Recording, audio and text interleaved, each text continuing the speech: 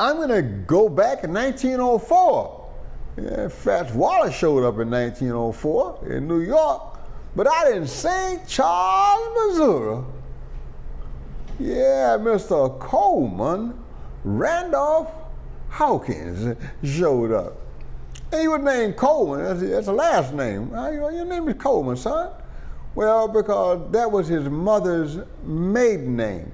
Cadillac Duke's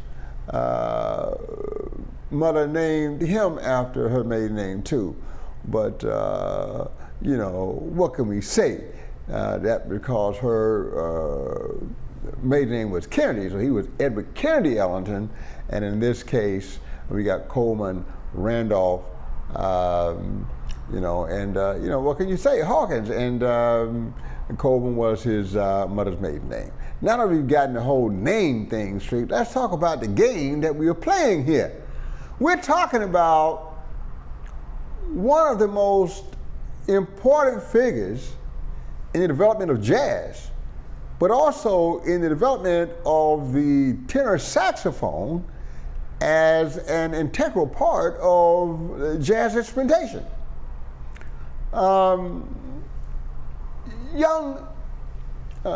Coleman was very smart and had an affinity for music at a very early age, and started playing the piano and then the cello. Yeah, a lot of black folks play string instruments. Ray Nance played trumpet and violin, and Ellington played. We played in string instruments too. It's natural, because the string instruments can get the pitches between those diatonic pitches, you see. We're not limited to just 12 chromatics when you play a string instrument. You can create some quarter tones and stuff if you want to. So we kind of like the string instruments for a different reason than most Europeans do. At any rate, somewhere around the age of 9, Coleman discovered the tenor saxophone.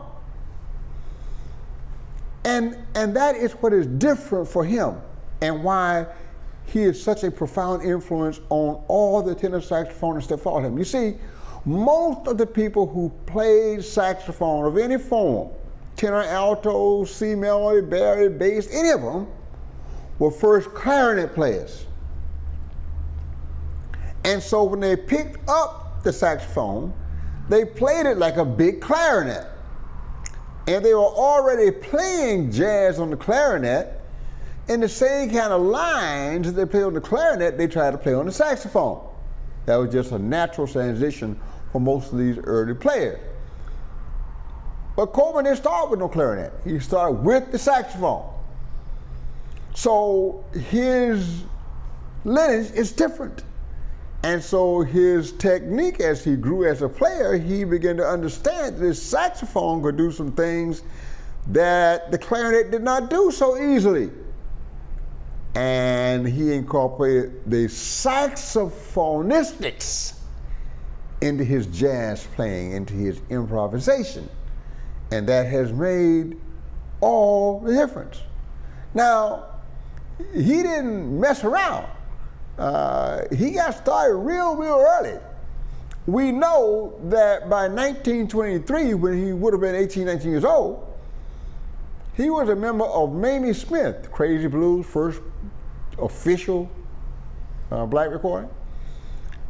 He was a member of Mamie Smith's Jazz Hounds in 1923. We know that.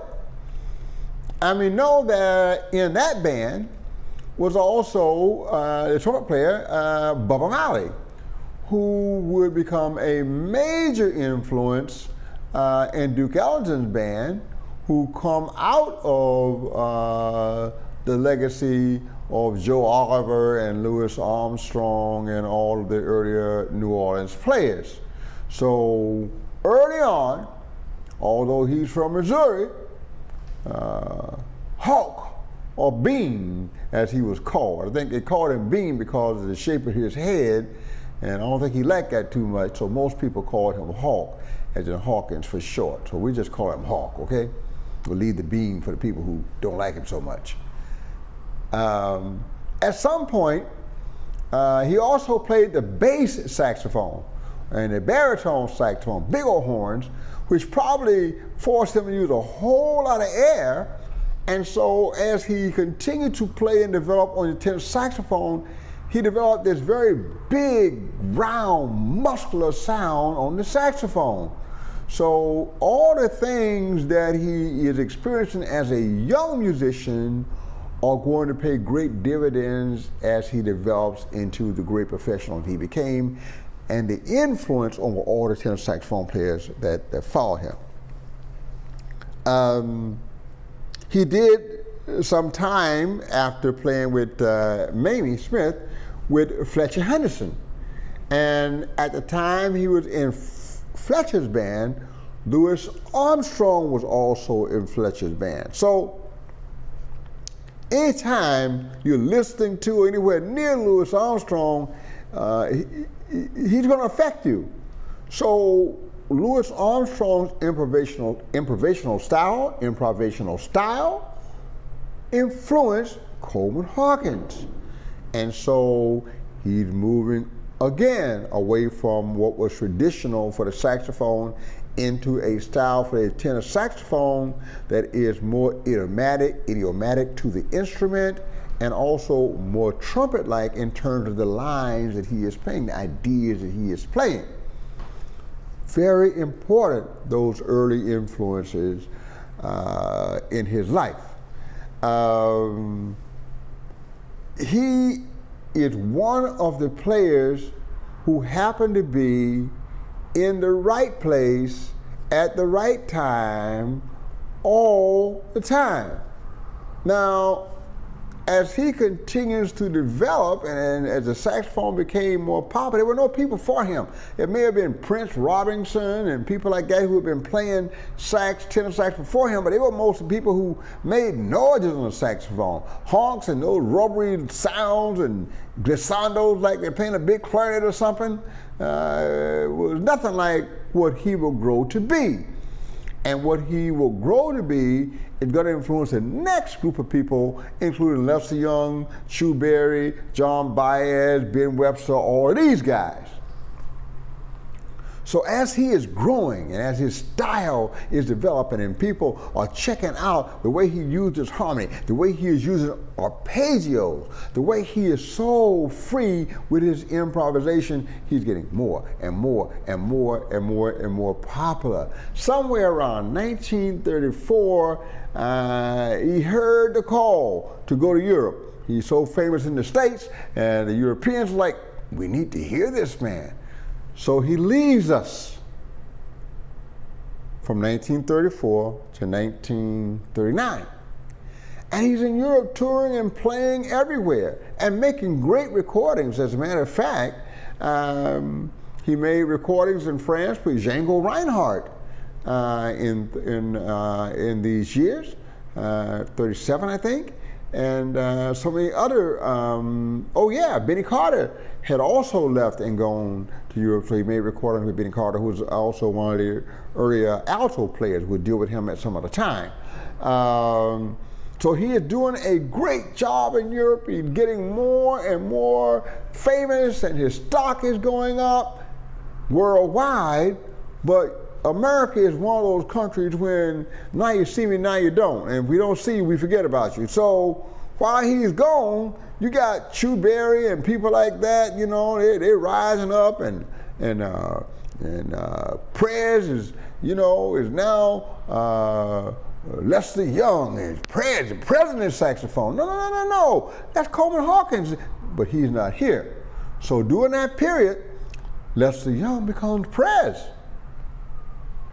Yeah. But in 1939, Hawk comes back home, and things started to change. And even Lester Young said, I may be the second president of the tenor saxophone, but Coleman Hawkins is the first. Now, Hawk was playing a club called Kelly Stables at that time with a small group. And this is at the time when you got big bands, but you know, Hawk is thinking ahead, man. He can see where things are headed. You know, the big band thing is about over. It's just 39 to 40 is about to start. He can feel the pulse. He feels something new coming. So he got a small group playing this small club over on 52nd Street called Kelly Stables. And the group he had at that time is playing this one little song that Louis Armstrong had recorded in 1930.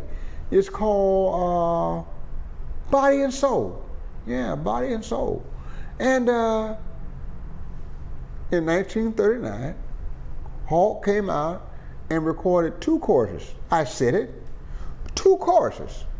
And what was unique about it is there is a 4-bar piano intro with Coleman, Hawkins, and his orchestra. And then the full band comes in with Hawk leading the tune. And he plays the recognized melody for 8 measures. That's it. 32 beats. That's it. You recognize the melody. And after that, you don't hear any more melody. You hear the harmony and the chord changes, but you hear him improvising in more of an arpeggio fashion with extended harmonies and alterations and passing chords and it was like, no one does that. You're supposed to play the melody when you play a ballad. You didn't even play the whole melody. You only played 8 bars. You can't do that. Why not? Yes, I did. Yes, I can. And that became his most important and most popular recording for his entire career. It broke all the rules. He broke all the rules, and at the same time set a system for playing the ballad that was the new rule. As Miles Davis said, when I heard Hawk play a ballad, that's when I learned how to play a ballad. It's a fact. So this thing became great. Now he had actually recorded with Benny Goodman, and he's actually recorded with a group called the Blue Blowers from around Kansas City, Mount City Blue Blowers or something like that. And these were integrated groups. That's why they only recorded. So he was all right with the social engineering and pushing the envelope there, but he wasn't trying to take that thing out into the street and get shot at. So they did it like in the recording studio, and everybody is at least safe in that environment. So he did do some stuff with integrated groups, and as time went on, he did even more and more when it became safer. But in the early years, most of the stuff he did that were with integrated groups were done only on recording. Now, he's popular again. He's got this big ballad, Life is Going Well. 40s, he does the big band, and right back again with the small combo stuff. That works for a while. Back and forth to Europe. He's back and forth to Europe. He loves Europe. He's back and forth. By the 50s, he finds himself at a new joint in New York, in a new section of New York that's going to become what I call jazz heaven, the Village, baby. Yeah. And who is running it? Hawk. And where is he playing? The famous Village Vanguard. That was his joint. He played there more than anybody else in the 50s. And he's doing these wonderful, wonderful recordings. His own recordings, matter of fact, featuring a young bebop trumpet player who would soon move to Europe and not come back until just before his death. That is the great Idris Suleiman, who is a trumpet player who started out, I think his name was Thomas Graham, his given name at birth. He was born right here in St. Pete, less than a mile from where I'm sitting right now. But he left here after becoming famous as a bebop jazz musician in New York, went to Europe, settled in Copenhagen, did not come back until very, very late, but one of Coleman Hawkins' most celebrated albums before Idris left the country was made in this country and you can find it. Okay, it's easy to find. I think 1957 this recording was made. So Coleman Hawkins continued to go back and forth to Europe. He continued to hook up with Idris in Europe, but not in the States, because Idris did not come back until much later. The late 90s he came back, and he died here in 2002. So Coleman Hawkins was long gone by 2002. Coleman, however, was not done in 1957. You see, not only did he make that great recording with Idris, he also did these collaborations. Duke Ellington meets Coleman Hawkins. 1962. Just great album, there's nothing you can say. In 1960, he had done the album We Insist Suite. There was kind of a civil rights anthem that was done by Max Roach. So Coleman Hawkins also had the spirit of activism and the spirit of social upheaval and racial justice in his spirit as well. Remember, he was the first to integrate that Asbury Park neighborhood. So he had that attitude as well, don't forget that. And that was manifest in recordings he made in 1960. By the way, something I had forgotten to mention earlier, during his earlier period in the 40s, perhaps the first bebop album ever made was made with him and Max Roach and Dizzy Gillespie. I think the year was 1944, and it's regarded as one of the very first bebop albums. So here's what we need to understand about Coleman Hawkins. He came up at the time that he would have been playing from the very beginning with the very earliest of this music with Mamie Smith and people like that, and Fletcher Henderson. He played tenor sax during the swing era, for when the tenor sax emerged as a major force, as an instrument. But he helped bring into being the bop period. He collaborated with Thelonious Monk and with Max Roach and with Dizzy Gillespie and with Idris Suleiman and with all the great minds and players of that period. In the 60s, he collaborated with the guys who were pushing the social agendas forward, such as Max Roach, We Insist Suite. He did collaborations with anybody, wasn't afraid of anybody. Duke Ellington did that collaboration. He even did a collaboration with Sonny Rollins, who at that time was raising himself up to be the tenor saxophone player. But you see, Sonny Rollins knew that he was just Hawk's stepson. That's all. And everybody go, oh, Sonny, Sonny, Sonny. But Hawk is going, boy, don't get too big for your britches. They did this thing, Sonny meets Hawk.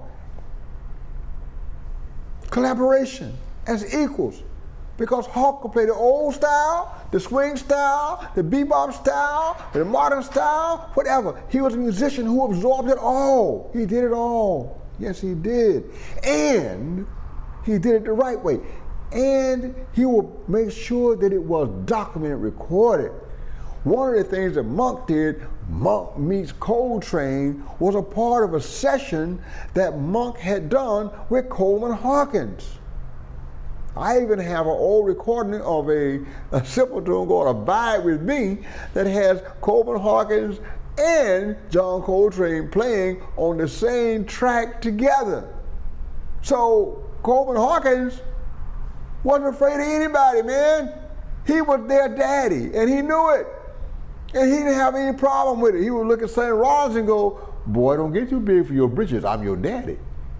He wouldn't get too scared of John Coltrane, all the stuff Train could do, and go, oh my God, John Coltrane. Yeah, he would say, boy, you may be all this and all that, but you could never be my daddy. I'm your daddy, and don't you forget it. Coleman Hawkins is the father of the tenor sax. That's what I'm saying. And everybody who played the tenor sax since 1923 owes a debt to Coleman, Hawkins, period. He continued to work.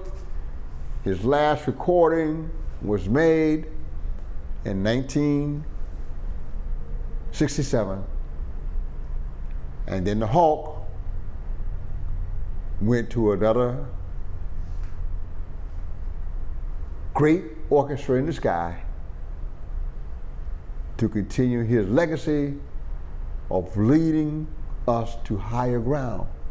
This man is a major innovator, and he influenced not just the tenor saxophone players, but anyone that would play this music. And he collaborated and played with everybody from J.J. Johnson to Don Baez to Chu Berry to John Coltrane, Sonny Rollins, Thelonious Monk, Mike Roach, Oscar Pettiford. I mean, we can go. Oscar Denard, the great piano player, another great St. Petersburg native who died all too young, just great jazz piano player from St. Pete who we'll have to do more on him later. There's just so much that he did. He collaborated with everybody that wanted him on their date. He was a generous man. He was an innovator. He was a creator. And we just know him as Hawk.